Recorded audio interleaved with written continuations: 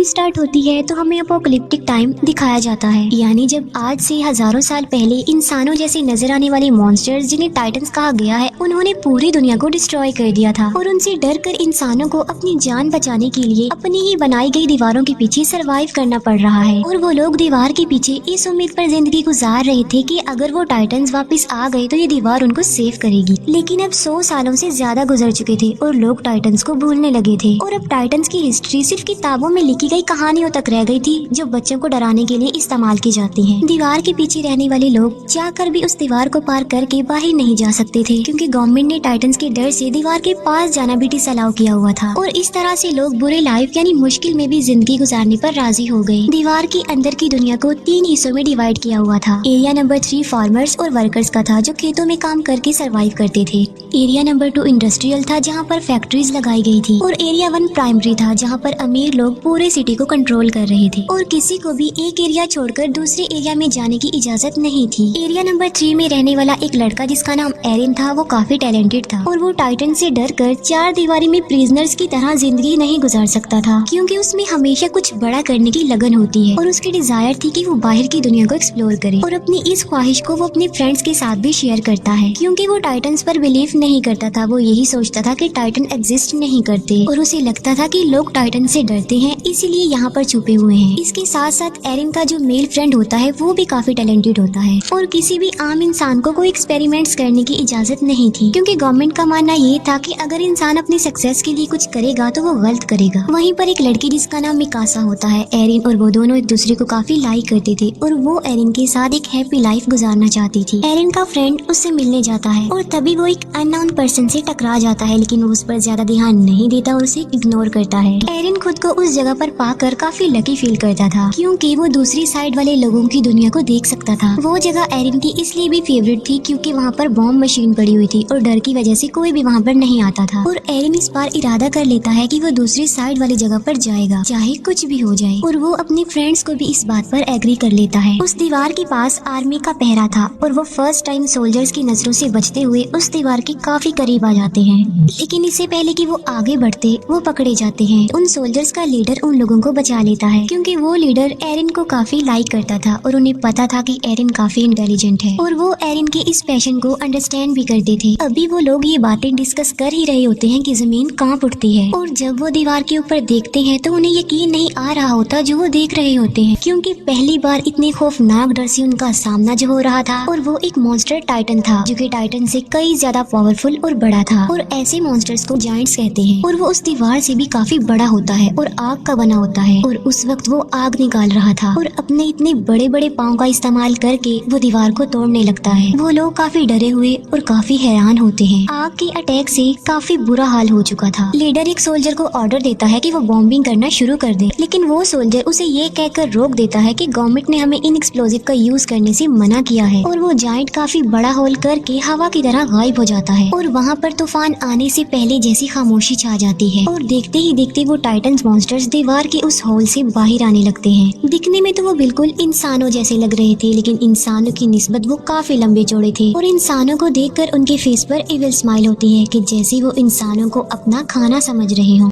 वो leader titans पर bombing करने में कामयाब हो जाते हैं लेकिन उन्हें ये नहीं पता था कि ये टाइटन्स इटर्नल हैं, यानी ये एक ऐसे मॉन्स्टर्स हैं जिन्हें कभी नहीं मारा जा सकता और टाइटन्स की बॉडी की जख्मी पार्ट्स खुद ब खुद रिस्टोर होने लगते हैं। अब क्योंकि टाइटन्स तादाद में काफी ज्यादा थे तो वो लोगों को चारों तरफ से घेर लेते हैं और इंसान उसके आगे काफी छोटा दिख रहा था और वो इंसानों को ऐसे समझ रहे थे कि जैसे इंसान पाँव में आने वाले कीड़े मकोड़े चूंटियां हैं जिन्हें मसल दिया जाए, खेलने वाले खिलौने हैं। और यही नहीं बल्कि इंसान उनके लिए किसी बारबेक्यू से कम नहीं थे क्योंकि वो उन्हें ऐसे ही पकड़ पकड़ कर खा रहे थे। सोल्जर्स इतने ज्यादा डर जाते हैं कि वो टाइटन्स का खाना बनने से ज्यादा सुसाइड को प्रेफर करते हैं और अपने आप को मार डालते हैं। टाइटन्स ने पूरे सिटी में तबाही मचा दी थी। लोग या तो टाइटन्स का शिकार होकर या लोगों की अफरा तफरी में कुचलकर मरने लगते हैं और उन लोगों को अपनी जान बचाने के लिए सिर्फ एक ही जगह मिलती है जो कि सिटी का बहुत बड़ा हॉल था। लोग सिर्फ खुद को सेव करने के लिए दूसरों की जान की परवाह किए बगैर जबरदस्ती अंदर घुसने लगते हैं और एरिन और मिकासा भी खुद को सेव करने के लिए ऐसा ही करते हैं। मिकासा एक छोटे बच्चे को उसकी माँ के साथ देखती है तो उसे उन लोगों पर तरस आता है और वो उस बच्चे को सेव करने की वजह से बाहर ही रह जाती है और एरिन लोगों की भीड़ में घसीटते हुए हॉल के अंदर चला जाता है और हॉल का दरवाजा बंद कर दिया जाता है। एरिन उस हॉल के डोर को खोलने की कोशिश करता है लेकिन लोग उसे ऐसा करने से मना कर देते हैं। मिकासा ने उस छोटे बच्चे को पकड़ा होता है और एक टाइटन मिकासा की तरफ ही आ रहा होता है। एरिन जो कि मजबूर होता है और कुछ भी नहीं कर पाता और टाइटन मिकासा और उस बच्चे दोनों को निगल जाता है और अचानक से वहाँ पर खामोशी छा जाती है। एरिन किसी तरह जबरदस्ती करके उस हॉल से बाहर आ जाता है और वो देखता है कि जिस हॉल में सर्वाइवर्स छुपे हुए हैं, टाइटन्स उस हॉल के चारों तरफ से घेरे हुए खड़े हुए हैं और टाइटन्स उस हॉल की छत को तोड़कर लोगों को खाने लगते हैं और तेजी से लोगों का खून बहने लगता है जैसे खून की नदी बह गई हो। हालात से तंग एरिन सिटी की तरफ आगे बढ़ जाता है। इसके बाद हम 2 साल बाद के टाइम को देखते हैं जहाँ हमें एरिया 2 यानी इंडस्ट्रियल एरिया दिखाया जाता है। ये लोग सेफ थे क्योंकि मजबूत दीवार की वजह से जायंट के हमले से बच गए और जो लोग पिछले हमले के सर्वाइवर्स थे वो भी यहाँ आकर बस गए क्योंकि एरिया 3 यानी लेबर्स एरिया में अभी भी टाइटन्स थे। अब क्योंकि उस एरिया में आने से लोगों की आबादी बढ़ गई थी तो खाने पीने की किल्लत पड़ जाती है, लोग भूख की वजह से मरने लगते हैं। अब एरिया 3 के बाकी सर्वाइवर्स के पास बचने का सिर्फ एक ही रास्ता था और वो था अपने एरिया को टाइटन से बचाने का, यानी टाइटन्स का मुकाबला करके वो अपने एरिया को बचा सकते हैं। टाइटन से लड़ने के लिए सोल्जर्स की एक टीम तैयार की जाती है जिनको 2 साल की सख्त ट्रेनिंग दी जाती है। अब इसमें एरिन और उसका फ्रेंड भी पार्टिसिपेट करते हैं क्योंकि मिकासा की मौत का बदला लेना चाहते थे वो लोग। एरिन को मिकासा की डेथ पर गिल्ट था कि उसने मिकासा को नहीं बचाया। उन लोगों को एक कमांडर लीड कर रहा था जिसका नाम कुबाल था। कमांडर कुबाल प्लान बनाता है कि वो अपने मिशन के लिए रात के अंधेरे में निकलेंगे। उनका मिशन ये था कि वो एरिया 3 के बड़े होल जहाँ से वो टाइटन्स आए थे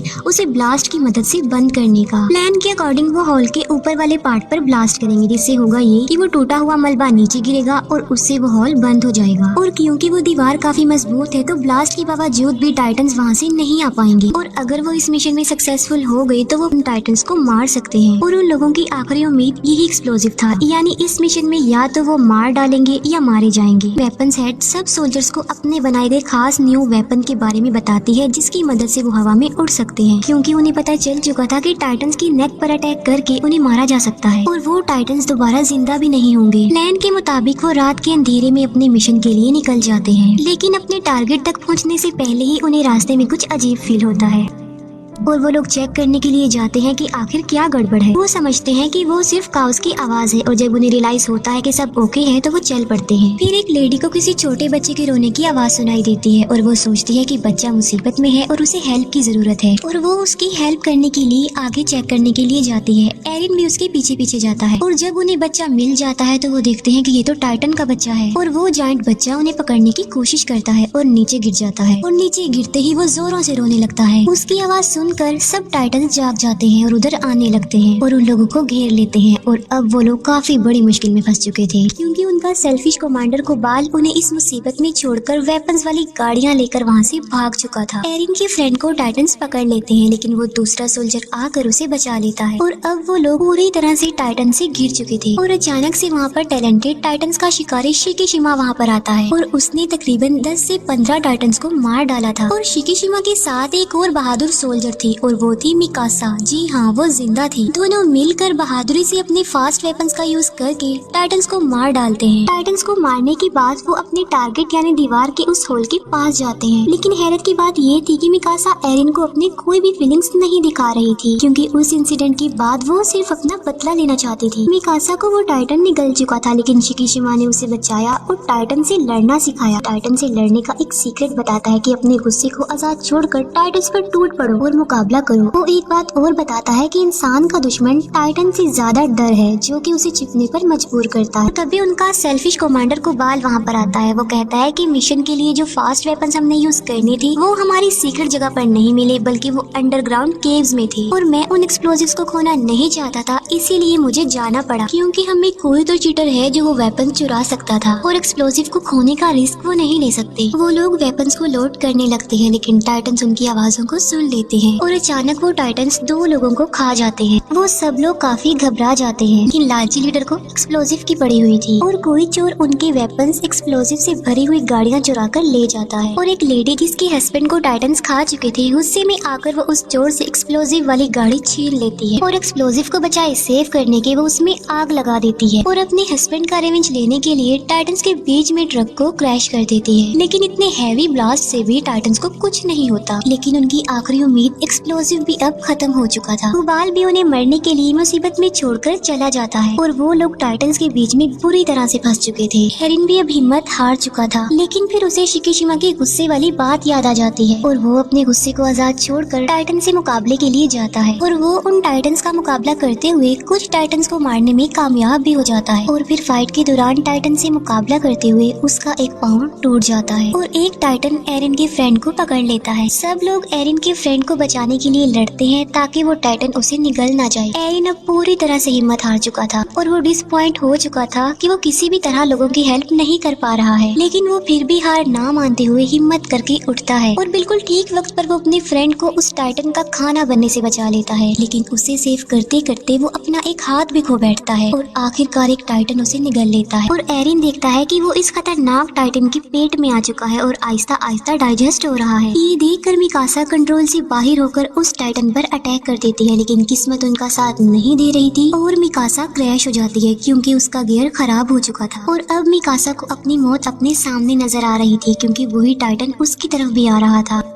लेकिन अचानक से टाइटन को अपने पेट में कुछ अजीब सा फील होता है और एक काफी बड़ा मॉन्स्टर उस टाइटन के मुंह को चीरते हुए बाहर आ जाता है और एक एक्सप्लोजन से काफी बड़ा जायंट पैदा होता है और ये जायंट बाकी टाइटन्स को मारता जा रहा था। फिर ध्यान से देखने पर उन लोगों को पता चलता है कि ये कोई और नहीं बल्कि ये तो एरिन है और फिर वो बाकी जायंट्स की तरह कमजोर होकर मरने लगता है। और तभी वो कमांडर जो एरिन के टैलेंट को समझता था वो एक बात कहता है जो किसी को भी समझ में नहीं आती। वो कहता है कि इसकी नेक का पीछे वाला हिस्सा काट दो। अब किसी को उसकी बात समझ में तो नहीं आती, लेकिन फिर भी मिकासा ऐसा ही करती है और वहाँ से एरिन निकलता है। और हैरानी वाली बात तो ये है कि उसका टूटा हुआ हाथ और पाँव अब रीजनरेट हो चुके थे। ये देखकर सब लोग काफी हैरान रह जाते हैं और किसी अननोन रीजन की वजह से शिकीशिमा स्माइल करता है जैसे वो पहले से ही जानता था कि ऐसा होने वाला है। इसके बाद हमें एरिन के पास्ट का एक सीन दिखाया जाता है जहाँ पर एरिन के फादर जो कि साइंटिस्ट थे एरिन में किसी वजह से कोई वैक्सीन इंजेक्ट करते हैं जिसमें वो कमांडर भी उनके साथ थे। एरिन की मदर उन लोगों को ऐसा करने से मना करती है, जिसके जवाब में वो कहते हैं कि इस वैक्सीन की वजह से एरिन बड़े होकर लोगों की जिंदगी बचाने में एक बड़ा रोल अदा करेगा। इतनी ही देर में कुछ गवर्नमेंट ऑफिसर्स उनके दरवाजे पर नॉक करते हैं और एरिन के फादर एरिन और उस कमांडर को एक रूम में छुपा देते हैं। उन गवर्नमेंट ऑफिसर्स में कुबाल भी शामिल था। उन लोगों को पता चलता है कि एरिन के फादर किसी खुफिया एक्सपेरिमेंट्स पर काम कर रहे हैं और आम लोगों को तो किसी इन्वेंशन एक्सपेरिमेंट्स की इजाजत नहीं थी। और पनिशमेंट के तौर पर वो ऑफिसर्स एरिन के पेरेंट्स को अरेस्ट करके ले जाते हैं और साथ ही उनके एक्सपेरिमेंट्स को भी जला दिया जाता है। और यही वजह थी कि वो कमांडर एरिन को इतना लाइक करते थे उसकी इस खूबी की वजह से। और उन्हें ये भी पता था कि इस वैक्सीन की वजह से एरिन और ज्यादा पावरफुल बन गया ताकि वो लोगों की जिंदगियों को सेव कर सके। एरिन की आँख खुलती है तो वो देखता है कि कुबाल ने उसे कैद किया हुआ है और एरिन को खुद भी इस बात पर यकीन नहीं आ रहा था कि क्या वो वाकई एक जायंट भी बदल गया था। लेकिन साथ साथ उसे खुद पर प्राउड भी फील हो रहा था कि आखिर उसमें एक ऐसी खूबी है जो कि टाइटंस के खिलाफ इंसानों की मदद करने में इम्पोर्टेंट रोल अदा कर सकती है। लेकिन एरिन कुबाल के लिए एक खतरा था जिसकी वजह से वो उसे प्रिजनर बना के रखता है क्योंकि वो सोचता था कि इंसानों को नए एक्सपेरिमेंट्स और इन्वेंशन करने की कोई जरूरत नहीं है बल्कि इंसानों को डरपोक बनकर डरते हुए ही इस दीवार के पीछे जिंदगी गुजारनी चाहिए। वो कमांडर जब एरिन की फेवर में बोलता है तब कुबाल उसे शूट करके मार डालता है, लेकिन मरने से पहले वो कमांडर एरिन को एक राज की बात बताता है कि कुबाल ही तुम्हारे पेरेंट्स का कातिल है। ये सुनते ही एरिन और उसके साथी कुबाल के अगेंस्ट हो जाते हैं और तभी अचानक से वहाँ पर पावरफुल जायंट जंप करके आ जाता है और वो आते ही सबसे पहले एरिन को पकड़ लेता है। वो लोग उसे रोकने की कोशिश करते हैं लेकिन वो सबको अपने रास्ते से हटा रहा था। वो एरिन के एक फ्रेंड को भी मारने की कोशिश करता है लेकिन मिकासा उसे ऐसा करने से रोक देती है और ऐसा लग रहा था कि शायद वो मिकासा की बातों को अंडरस्टैंड कर रहा था और वो एरिन को अपने साथ लेकर निकल जाता है और इस सारी फाइट पे कुबाल मारा जाता है। अब क्योंकि एरिन भी उनके पास नहीं था तो उन्हें समझ में नहीं आ रही थी कि क्या किया जाए। फिर एरिन के फ्रेंड को याद आता है कि उनके पास अभी भी एक एक्सप्लोजिव है जिसे वो यूज करके अभी भी अपना मिशन पूरा कर सकते हैं और वो सब लोग बॉम्ब को रिकवर करने के लिए एरिया 3 में चले जाते हैं। एरिन की आंख एक काफी बड़े और अजीब से रूम में खुलती है और उस रूम में कुछ चीजों के अलावा शिकीशिमा भी था और यहाँ पर शिकीशिमा बहुत सी बातों को रिवील करता है कि ये टाइटन्स इंसानों के ही बनाए गए हैं जिनको किसी और ने नहीं बल्कि एरिन के फादर ने ही बनाया था और उन्होंने ये टाइटन्स आर्मी वेपन्स के लिए बनाए थे लेकिन उनका एक्सपेरिमेंट फेल हो जाता है जिसका बैड इम्पैक्ट ये पड़ा कि वायरस तेजी से इंसानों में फैलता गया और इंसान तेजी से टाइटन्स में बदलते गए और उन्होंने दुनिया में तबाही मचा दी।